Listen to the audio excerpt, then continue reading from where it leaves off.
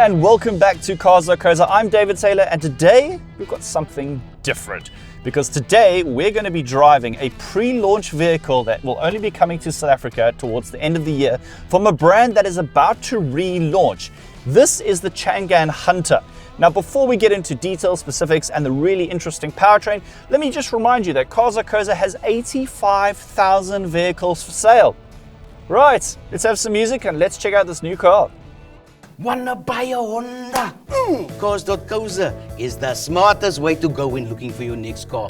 With a simple search engine that even speaks South African. Download the Cars.co.za app now.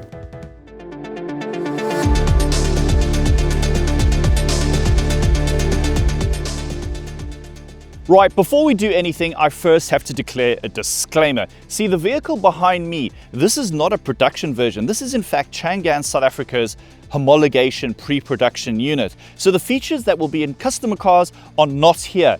And some of the trim is a little bit off, and we've been told to not talk about the infotainment. Today is all about powertrain assessment and what this new bakkie brings to the market. I want to talk about the design of the Changan Hunter, and I have to applaud Changan for taking the bold step of making something so in your face. See, a double cab bakkie is not exactly the easiest of canvases to work with, and you look across the range of what's on sale, pretty much everything is the same. And then you have this, it's so in your face. I love these little slats, these are so cool.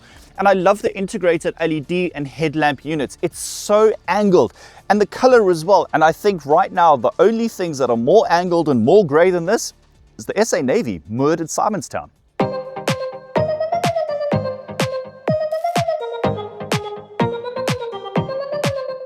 When it comes to rear design, Changan has opted for a generic approach. And I understand this. Most double cab bakkies have a very similar design.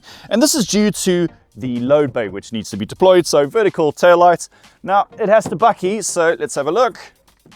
You'll see the production versions have got some really cool steps and some power in there, but we'll talk about those in a minute. 1,000 kilogram load bay is what Changan is claiming, and I suspect, but I don't have my tape measure here, I think a Euro pallet will be able to fit into this load bin. Now, what's unique about the Changan Hunter is it has not one, but two fuel flaps. So on that side, unleaded petrol, and on this side, electricity. And this brings me to the powertrain.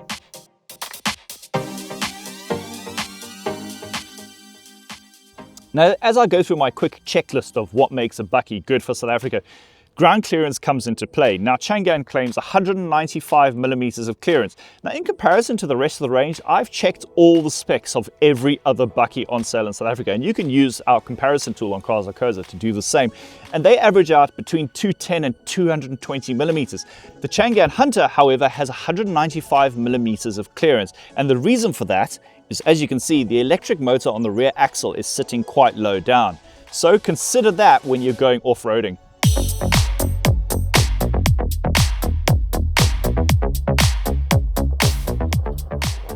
The main reason why we have this pre-launch vehicle is because of the powertrain, and it's something really unique. Now, Changan calls this the world's first bakkie range extender electric vehicle. That's REEV, and it's quite a lot to fathom and take in. So basically, let me try explain this in layman's terms. There is a 2-liter turbocharged 4-cylinder petrol engine in the bonnet where normal petrol engines are meant to be. But this motor does absolutely nothing in terms of propulsion. This engine's sole reason for existence is to generate electricity. The main reason is this: the primary criticism of every battery electric vehicle is the range, right? Once your battery's done, then you have to struggle to go find a charger. And yes, the infrastructure is slowly growing, but it's not quite there yet. Where in the case of the Hunter, once the battery, 31 kilowatt hour battery that is, once that is depleted, the petrol engine simply switches on and tops it up again. Now, Changan reckons that between full-ups, you can get around 1,000 kilometers of range. And that's really, really impressive.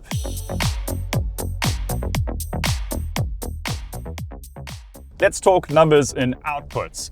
So, as I mentioned, 2-liter turbocharged petrol engine. It's got not one, but two electric motors, and total outputs are 200 kilowatts and 320 newton meters. Power goes to all four wheels. You can set it too high. We'll talk about that in a bit with the off-roading section. But it's the straight line performance which I think will impress most. So it has an automatic gearbox and it goes. It's got quite a lot of pace. Changan claims 0 to 100 in 7.9 seconds, which doesn't sound like much. But when you compare it to its diesel-powered rivals like the Isuzu D-Max, Toyota Hilux, Ford Ranger, so on, this is a little bit quicker. Impressive for something that has a massive 30 kilowatt-hour battery. And as we know, the batteries are heavy and they add weight. I haven't been able to find a weight for this vehicle, but I suspect that it's at least 2 tons.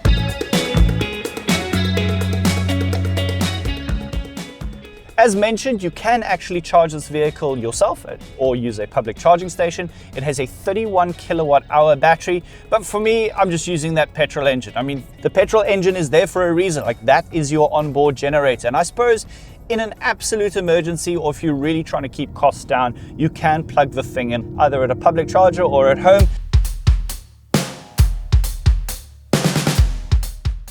So what is the Changan Hunter REEV? We started joking, going, well, when you accelerate really quickly, it goes REEV.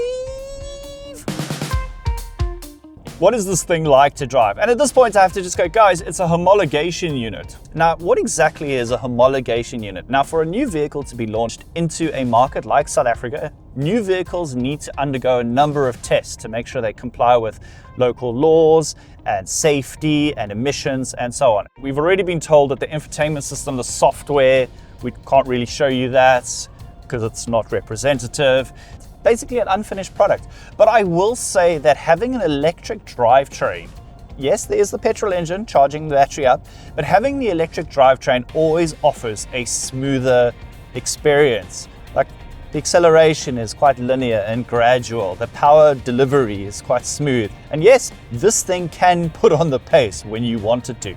Right now though, I'm just going to put it into eco and just go back to a relaxed drive.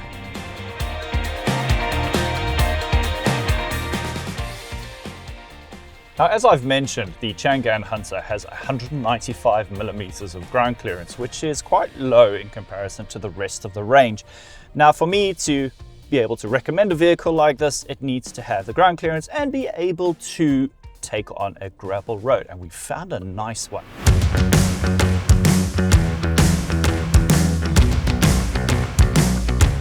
It's nice and bouncy, and yeah, so far so good. So remember, with the Changan Hunter's powertrain, it has an electric motor on the front axle and an electric motor on the back axle. So yes, this is all-wheel drive. Now, if I scroll down here, I can set the car to be too high, and then there's an auto mode, which will then distribute the power across, and there's a 4L. But it's interesting because there's no actual low range. So I think the software will try create a low range transfer case. But haven't needed it just yet. I've left the car in its own devices and we've been able to get up and down this gravel road nicely. Underneath, the Changan Hunter has a ladder frame setup.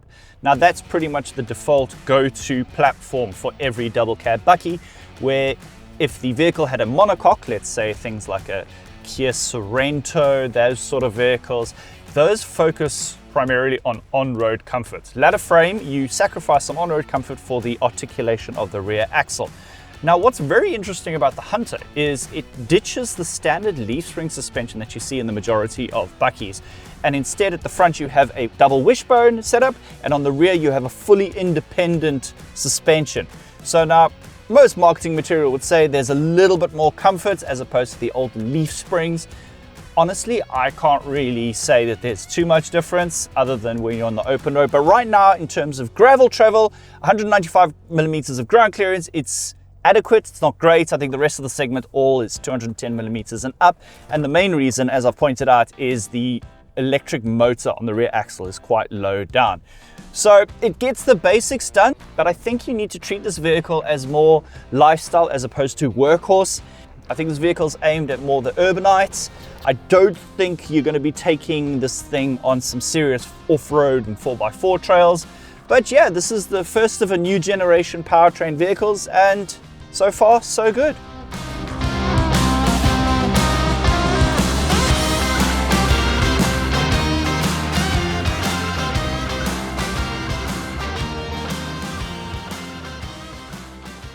let's talk about interior quality and fitment. And yes, homologation units, remember it's not quite the finished product, but the layout is pretty ergonomically sound. Unlike a lot of brands which have gone for touchscreen only setups, this has actually got some nice buttons on the dash here. These materials, they're a mixed bag, and I'm hoping that customer cars will have a little bit more polish and refinement to them. But it's so nice to just be able to go, oh, it's a bit hot, so let me just crank up the aircon. Nice to actually push buttons for a change. Instrument cluster, pretty straightforward. Gets the basics done. Again, I don't know if this is going to be on the finished product and on the customer cars, but yeah, I think for the money, which I'm going to talk about at the end, I think it'll cover the basics. In terms of features, I'm hoping that what I see here is going to be standard equipment. There's CarPlay, there's Android Auto, there's a nice wireless charger, there's a USB-A, USB-C, and there's a USB port for the second row. So yeah, I'd like to see the final specification list, but so far so good. And one of the coolest features is the vehicle to load functionality. Now, I've trawled the internet trying to research this vehicle as much as possible. And in the load bin, well, I can't show you because our vehicle doesn't have it, but in the customer cars overseas, there are two 220 volt plugs, vehicle to load technology. And the use case scenario, I mean, yes, you can do a lot of things. If you're camping, you can plug in your coffee machine. You've already seen the BYD Shark. We've plugged in coffee machines and toasters and things into that. And also, if you're running a light business, you can plug your tools in. Now, before I get into the price, I want to talk about the Changan brand. They're not newcomers to South Africa. Do you remember the Changan Chana Star? Very light commercial vehicle. Yeah, that was not exactly a shining star of great engineering, but it was good value. But to be fair, which Chinese vehicle isn't good value?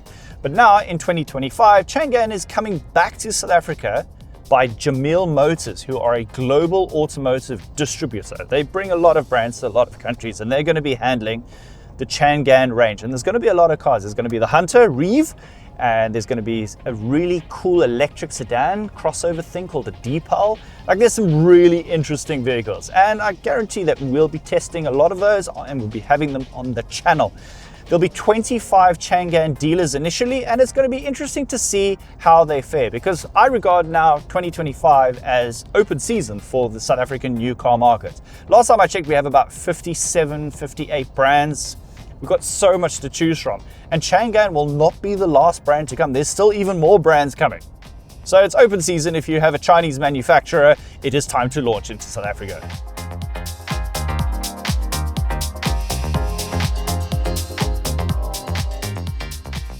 But it's the moment you've been waiting for. Let's talk about the price. So remember, this is a range extender, high-tech powertrain, twin electric motors, battery this, petrol engine that. I would like to believe it has all the latest bells and whistles and tech. How much do you think this thing should cost? Take a few seconds. If you said R1 million, I'd be going, well, that's optimistic and that might be a tough sell, but it's not R1 million. It's not 900,000 Rand. It's just under 800,000 Rand. At which point I go, well, this gets interesting, because now if you use our Cars.co.za comparison tool and you see what other bakkies with all the bells and whistles, what other bakkies can you get at just under 800,000 Rand with this level of performance when you take that into consideration? That's food for thought, isn't it?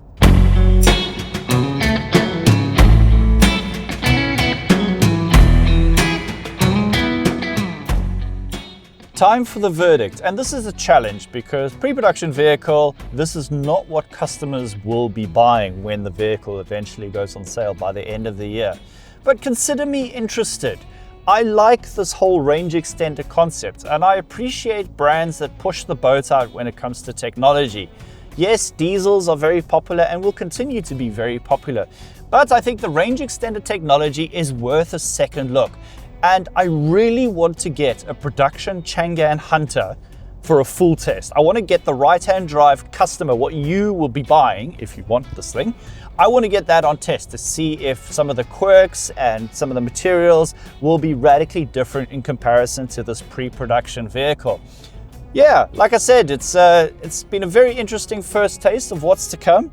I'm interested. I like this concept. I think it addresses critically the shortcomings of battery electric vehicles. I mean, I can hear my little petrol engine making more electricity for me. So right now I've got 700 kilometers distance to empty, which is great.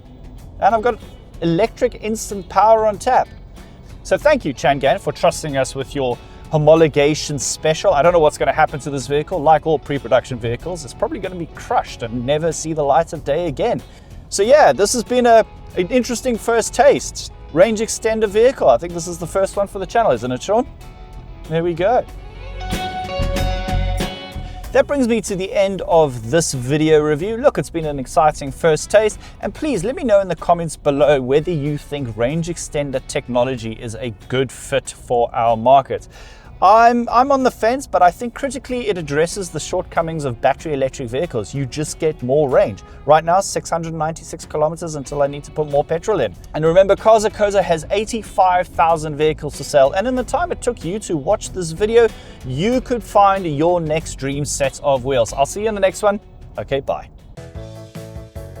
We've got Google ratings and reviews right here on Cars.co.za. Don't just trust the sales pitch.